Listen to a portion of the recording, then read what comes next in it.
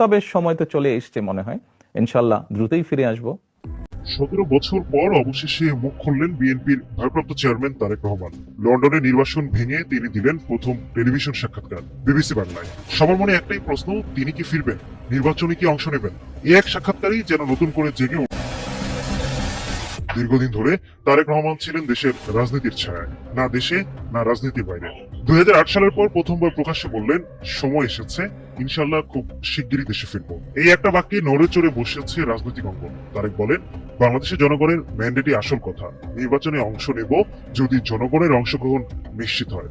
প্রত্যাশিত জনগণের প্রত্যাশিত নির্বাচন হবে, সেই নির্বাচনের সময় কেমন করে দূরে থাকবো। এখানে যদি শব্দটা নিয়ে শুরু হয়েছে রাজনৈতিক বিশ্লেষণ। তিনি সরাসরি প্রধানমন্ত্রী হওয়ার কথা বলেননি, বরং বলেছেন দল ও জনগণ ঠিক করবে নেতৃত্ব কে নেবে। অর্থাৎ বার্তাটা স্পষ্ট, তিনি মাঠে নামার প্রস্তুতি নিচ্ছেন, কিন্তু শর্ত সাপেক্ষে।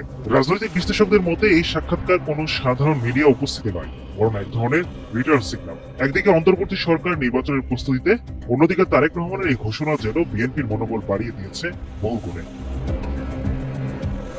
17 বছর পর লন্ডন থেকে তারেক রহমান যখন বললেন ফিরবো,